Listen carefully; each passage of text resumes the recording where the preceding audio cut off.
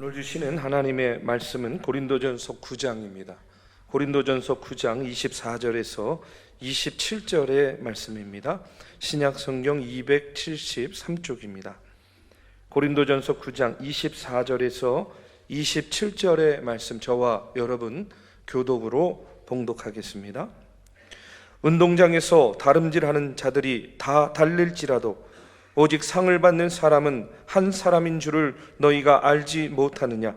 너희도 상을 받도록 이와 같이 다름질하라.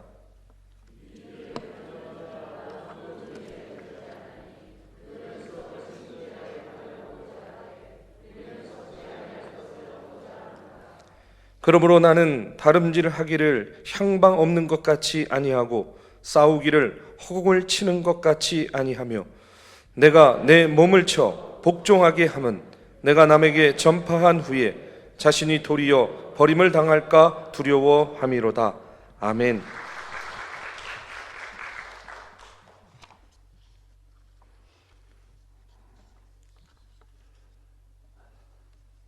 하나님의 크시고 놀라운 은혜와 평강이 오늘 우리 존경하고 또 사랑하는 우리 정영관 목사님 또 도춘옥 사모님 두 분의 귀한 책 바보 목사 행복한 목회 일생의 목회 행전을 쓰신 이 귀한 책의 출판을 기념해서 참석하신 모든 분들에게 충만하기를 간절히 축원하고 싶습니다. 또 우리 이 목사님이 또 소개를 해주셨는데 참 중앙교회 이영란 목사님 오셔서 오래간만에 만나서 이렇게 대화도 했지만 열심히 목회해서 교회가 강건해지고 영적으로 성장하는 것을 보면서 참으로 기쁩니다. 사실 제가 이 자리에 서는 영광이 되지만 자격이 있는가 하는 생각이 좀 듭니다. 조영관 목사님과 제가 맺은 관계는 제가 책의 앞부분에서 또 추천 글을 하나 써달라고 저에게 하셔서 그것도 제가 그냥 참 황송스럽지만 제가 그것을 썼습니다만은 제가 91년에 감신대 처음 교수로 미국에서 MR에서 공부하고 돌아왔을 때 이사로서 학교 어려운 시절에 참 저에게 참 많은 감화를 주셨고 참 존경을 하게 될 수밖에 없었던 그런 선배 목사님으로서 이렇게 먼저 기억이 됩니다. 그 후에도 우리 정 목사님께서 저에게 중국의 그 신학교육에 대한 특별한 사명 가지시고 가서 좀 강의를 좀 해달라고 그래서 아드님 계시는 동관에 가서 제가 너무 많은 사랑을 받으면서 또 격려를 받으면서 신학교육 그 중국인 학생들 신학교육에 참여했던 그 기억이 제가 언제나 기쁘고 감사하고 또 너무나 융숭한 대접을 그때 받아서 잊지 못하고 있습니다. 이렇게 사랑만 많이 받았는데 후배로서 제가 아마 총장을 맡으니까 하라 그래서 제가 그냥 그 순종하는 마음으로 이 자리에 섰습니다. 책에 대해서는 제 매형이 되는 우리 유성준 목사님이 또 가깝게 같이 신학교육을 협성을 통해서 그쪽에 중국 선교 많이 신학교육을 했었기 때문에 책에 대한 설계를 해줄 줄로 믿지만은 이 책이 참 독특하게 목사님 혼자 쓰신 게 아니라 사모님과 함께 쓰니까 참 내용이 이렇게 참 뭐랄까 풍부하고 뭐랄까 이렇게 화합이 되는 그런 느낌이 드는 책이 되었고 저도 한마디 제가 말씀드리고 싶은 거는 참 우리 시대 제가 30년 동안 신학교육을 했지 않습니까? 뭐 30년 하고 마지막 총장이 돼서 제가 올해가 마지막 해입니다. 4년째. 그런데 참 이 수많은 목회자들을 저도 이영로 목사님을 보라듯이 했는데 시대가 너무 많이 바뀌었어요.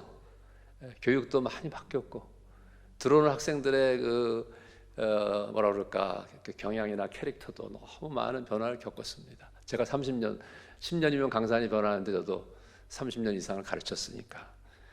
그러나 제가 한 가지 분명한 것은 우리 선배님들 특별히 우리나라의 가장 어려운 시대였던 6.25와 그 또 일제시대 이걸 거쳐서 목회했던 우리 선배 목사님들에게 우리가 목회를 배워야 된다. 지금 이 시대에 아무리 젊은 목사들이나 후배 목사들이 목회를 한다고 해도 정 목사님 같은 선배 목사님만큼 그런 고난과 역경과 또 그리고 훌륭한 인격과 그 어려움을 헤치고 했던 목회가 지금은 없는 거죠. 물론 지금은 또 나름대로 많은 어려움이 있습니다. 제가 총장이 되자마자 코로나가 와가지고 2년 동안 학생들이 학교에 오지 않고 다 온라인으로 공부를 했어요. 교수들도 처음 온라인으로 전체 교육을 하려고 하니까 참 그냥 어떻게 할 바를 모르는 거예요. 그래서 그걸 제가 난감한 상황에서 또 제가 총장직을 3년째 하는 동안에는 학생들이 오질 않아가지고 학생들이 코로나 이후에 지원자들이 굉장히 격감해서 신학교가 참 휘청휘청하는 그런 것을 작년 2년째 겪은 후에 제가 올해는 다행히 그래도 학생들이 한 몇십 명 더 와서 희망이 있다. 그래서 우리 교수들이 다 좋아하는 거예요. 한 30% 더 왔습니다, 작년보다. 그래서 이런 거를 겪으면서 느꼈던 거는 참 신학교가 중요하기도 하지만 이 목회라는 게 점점 어려워진다. 그리고 옛날과 같은 그러한 우리 학생들의 뭐라고 그럴까, 저도 70년대 학교 다녔습니다만은 그러한 좀 자세가 우리 지금 젊은 학생들에게는 참 점점 좀 약해지는 그런 느낌이 드는 겁니다. 근데 한 가지만 더 말씀드리고 본문 말씀 잠깐 상고하고 하자지만은 제가 또 하나의 희망을 가지는 것은 코로나 시대가 돼서 제가 우리 새로 들어온 학생들이 보니까요 눈빛이 달라요. 눈빛이. 그게 뭐냐면은 참 좋은 제가 마지막에도 그 말씀을 정 목사님을 제가 기억하면서 하고 싶은 거지만 우리 학생들이 예전 학생들이 또 아니에요. 왜냐하면 진짜 오려고 하면은 예전에 우리 정 목사님처럼 그런 예전에 그런 시기에 좀 느슨했던 애들이 없어졌어요. 우리 교수들이 그러는 거예요. 채플 시간에 애들이 뒤에서 조는 아이들, 심지어 무슨 뭐 핸드폰을 보는 아이들, 요새 아이들 참 말릴 수 없습니다. 그런 일이 있었습니다. 없지 않아. 저희 학교도. 그러나 이제는 조는 학생이 없는 거예요. 엊그제도 우리가 대전제일교회, 대전 한빛교회죠.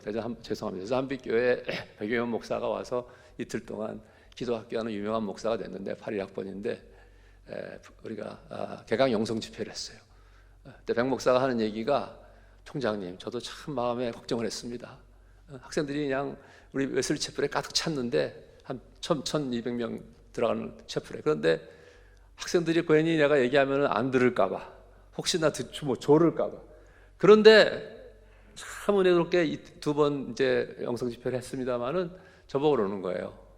총장님, 진짜 저는 너무 감동받았습니다. 제가 대전에 내려가서도 교인들한테 제가 그렇게 진짜 그 얘기를 했습니다. 감시에 희망이 있다.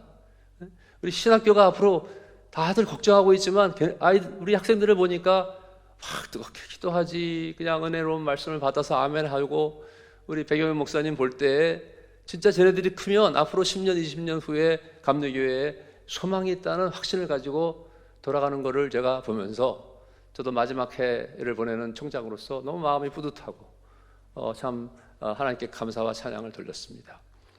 물론 많은 변천이 있었지만 우리 감리교회가, 지난번에 제가 김정삼 목사하고 후배인 김정삼 목사하고 같이 앉아서 이 얘기 저 얘기 식사하면서 하다가 저보고 얘기하는 거예요. 총장님, 우리 감리교가 희망이 있는 겁니다. 무슨 장신대나 무슨 이런 신학대학에서 감리교 목사님들을 모셔다가 계속해서 개강 집회나 이런 걸 하니까 그 사람들이 열등감을 느낀대요. 열등감. 장로교가 신학대학에서마다 감리교에 대한 그러한 뭐라고 할까, 열등감을 느낀대요. 김병삼 목사가 그런 얘기 하길래 그래, 김 목사 그 얘기 참 감사하고 참 마음에 위로가 된다. 최근에 우리 학교에서 감리교를 대표하는 여러분 너무나 잘 아시는 유기성 목사한테 명예박사학위를 줬어요. 저한테 계속 몇 번씩 선배님, 저는 안 받겠습니다. 저는 왜 명예박사를 받아야 됩니까? 저는 대학원 다니다가 중퇴하고 그래서 석사학위도 없습니다. 그러지 말고 이 목사 받아. 또 사양하고 또 몇 번을 사양했어요. 마지막에 그거를 승낙을 받을 때 제가 마음이 얼마나 기뻤는지 몰라요. 우리 정 목사님도 우리 자랑스러운 감신의 선배 목사님이지만은 유기성 목사 같은 사람이 그래도 감신에서 명예박사학위를 받고, 우리 권호사 감독하고 같이 받았습니다만은 안찬호 선교사하고, 그런 분들이 나아가서 우리 앞으로 감신에 와서 어떤 목회자의 리더십 모델도 보여주고, 후배들한테 개공 교수를 우리가 세우려고 하지 않고, 이렇게 우리 감리교회에 어떠한 그 힘과 에너지와 웨슬리적인 목회 파라다임의 자랑스러운 것들이 새롭게 우리 한국의 교회를 퍼져나갈 때 우리 정 목사님 얼마나 기뻐하시겠습니까? 우리 감신에 대해서 많이 걱정하시고 정말 많이 걱정하셨어요. 제가 그걸 다 알아요. 저한테 되게 많이 하셨기 때문에. 제가 설교를 한다고 나와서 이렇게 이런 말씀을 드렸지만 총장으로서 희망을 가지는 우리 감리교회가 되기 바라고, 우리 목사님들과 또 우리 성도님들이 얼마나 우리 감리교회 위해서 기도 많이 하시고 또 우리 신학교 위해서도 협성 또 뭐건 다 있지만 다 우리 새 신학교가 다 하나님이 기뻐하시는 그러한 좋은 목회자들을 키우는 데 있어서 특별히 정 목사님은 협성을 많이 사랑하셨고 또 책임도 크게 맡으셔서 강의도 많이 하시면서 참 마지막에 선교사 양육까지 큰일 하셨습니다. 저는 그게 너무나 자랑스럽고 우리 감신에 와서 그 일 하시지는 않으셨지만은 상관없습니다. 그래서 오늘 제가 존경하는 우리 목사님, 선배 목사님이신 정 목사님 이런 출판 예배 영광스러운 자리에 말씀을 잠깐 증거하면 이 마당에 우선 감사와 또 우리가 함께 우리가 하나님의 위로와 우리를 새롭게 용기를 주시는 그런 은혜를 나누고 싶습니다. 본문 말씀을 간단하게 다 이미 말씀드린 것으로 아시겠습니다만은 사도 바울은 인생을 경주장에서 운동선수가 고대 시대의 마라톤과 같이 이렇게 달려가는 경주를 달려가는 경주자에 비유하면서 목사님과 이렇게 우리가 생각해서 하는 것이지만 상을 얻으려고 목표를 향하여 복음을 위해서 모든 것을 행하고 그 마지막 축복을 영원한 하나님 나라의 축복을 바라보면서 뛰는 것이다. 이 세상의 영광이나 이 세상이 주는 어떠한 그것을 추구하는 것이 아니라 세상을 돌아보지 않고 정 목사님도 그렇게 하셨습니다마는 사도 바울은 우리는 하늘나라에 언제나 주목하고 거기다 초점을 두고 우리 시각을 거기다 맞춰서 우리는 인생을 살아왔다. 바울은 자신을 얘기하고 있는 것, 사도는 말씀하고 계시는 걸로 믿습니다.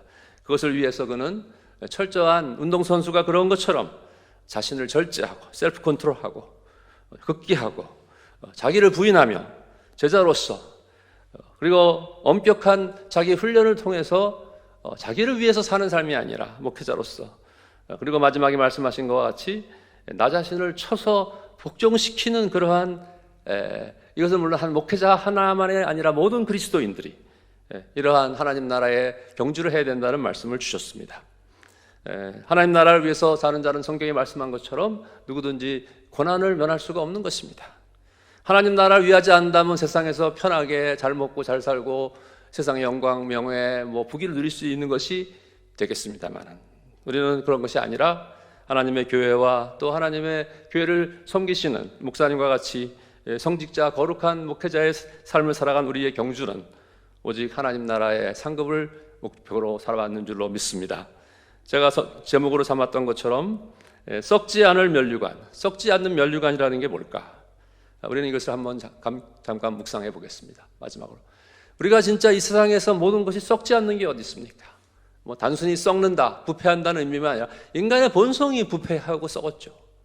아담과 하와 이후로. 그런데 썩지 않을 영원한 사라져버리지 않는 그러한 면류관을 하나님은 우리 모두에게 약속하고 계시고 또 정 목사님을 위해서 예배하고 계신 줄로 믿습니다. 이것은 영생의 영원한 생명의 약속이며 불멸에 멸하지 않고 사라지지 않는 하나님의 무엇과도 바꿀 수 없고 우리 모두가 매일 그것을 소망하고 사모해야 될 하늘나라의 면류관인 줄로 믿습니다. 우리는 그것을 위해서 인생을 살아가는 것입니다. 썩어져 버리고 사라져 버릴 것만을 우리가 집착할 때 세상은 우리를 비웃고 그리스도인들이 잘못됐다고 하는 것을 그들은 발견하게 될 것입니다. 그러나 우리는 우리의 인생의 목적과 목표를 중시하고 거기다 우리의 향방을 바로 해서 잘못된 허공을 치는 그런 인생이 아니라 분명한 목적의 의식을 가지고 지치지 않는 끈기와 또 인내와 희생과 헌신을 일생을 통해서 우리들은 주의 종으로서 살아왔습니다. 저는 목사님의 삶 속에서 그것을 읽을 수 있으며 우리가 그 책은 참 재미있게 쓰셨습니다만은 여러 가지 우리가 즐겁게 해주는 얘기도 많고 일화도 많지만 그것을 넘어서서 그 깊은 가장 핵심의 그 속에 그 근본에는 목사님의 하나님 나라에 대한 그 사랑과 헌신과 오직 그 나라와 그 의를 위하여 하나님께 헌신하고 목사가 되셔서 일생을 보내시고 은퇴하신 데 불구하고 또 중국까지 가셔서 이렇게 선교의 신학교육까지 하신 것을 우리가 기억할 때 얼마나 참 감리교회 자랑스러운 우리 목사님이시고 또 감사하고 또 목사님의 귀한 생애가 참 빛나고 하늘나라에 가서 영광스러운 면류관이 될 줄로 믿습니다. 저는 하나만 마지막으로 말씀드리면서 말씀을 마치고 싶습니다. 목사님과 대화를 개인적으로 했을 때 목사님이 가장 원하셨던 것은 감신에 대한 걱정이었습니다. 이 감리교 신학대학교가 왜 이렇게 웨슬리 복음주의가 사라진 학교가 되었는가 말이지. 너무 자유진보주의 신학을 한다는 게 바깥에 알려져 있고 장로교나 다른 신학대학에서는 감리교 신학대학은 자유주의다, 뭐 진보다, 소위 말하는. 저는 그것에 대해서 굉장히 큰 상처와 고통을 가지고 있었던 사람입니다. 30년 전에 감신의 교수로 왔을 때부터 선배들과의 갈등도 많았지만 목사님이 그것을 가장 정 목사님은 마음에 품고 감리교 신학대학이 모교이신데 우리 감신대가 좀 복음적인 신학교가 되길 바란다. 저한테도 그런 얘기 하셨습니다. 후배인 저한테. 그렇게 하고 웨슬리의 정신을 가지고 감신대가 신학교를 해야 된다. 현재 감리교 신학대학은 정 목사님이 소원하시고 후배인 저한테 간절히 바라셨던 일들이 많이 이루어졌다고 믿습니다. 신학 전체가 복음적으로 웨슬리 중심으로 다 회복되었고 교수들은 매주 제가 지난 엊그제 금요일에도 감람산 기도원 가서 교수들과 같이 기도하고 내려왔으면 3년 반 동안에 우리 교수들이 다 전체는 아니더라도 10여 명 교수들이 매주 금요일마다 교수 기도를 한다는 거. 장로교 어느 신학교나 침례교 아니라 순복음조차도 하지 못하는 일을 우리 감리교 신학대학교가 3년 반을 했고 이건 아마 3년 반이 아니라 앞으로 감신대의 영원한 그러한 룰이 될 줄로 믿습니다. 교수들이 기도하고 웨슬리의 정신을 가지고 복음을 전하고 하나님 나라를 위해서 하나님의 의를 위해서 이렇게 신학교들이 우리 감신뿐만 아니라 협성목은 다 이렇게 변화가 되어가는 놀라운 역사가 일어난다면 아마 이것이 우리 정 목사님께서 이 긴 책 속에서 자기의 일생의 목표를 더듬으면서 돌아보실 때 아마 그 마음속에 가장 원하셨던 것 중에 하나가 감신에 대한 사랑, 저희 선배 목사님이지만은 감신에 대한 목사님의 사랑이 이제는 또 하나님의 응답이 되었다. 그것이 더 많이 이루어져서 한국의 감리교회가 이 땅에 복음을 전파하고 이 가우처 여기가 보니까 가우처 기념 예배당인데 제가 지난 1월 달에 여기 일본에 갔다가 청산학원에 갔었어요. 아오야마. 가우처하고 맥크레이가 그 학교를 세웠더라고요. 일본의 동경의 연세대학교 같이 제일 좋은 학교 중 하나예요. 우리 감리교회의 역사가 이렇게 한국에 이렇게 계속 더욱더 아름답게 풍성하게 그리고 놀라우게 발전하는데 우리 정 목사님의 일생의 헌신과 하나님 앞에 바치신 희생이 아름답게 열매 맺기를 진심으로 바라면서 부족한 것이 이렇게 목사님의 귀한 이 영광스럽고 또 기쁜 시간을 맞이해서 하나님 말씀을 증거하게 된 것을 감사하고 주님의 축복이 함께 하시길 간절히 바랍니다. 감사합니다.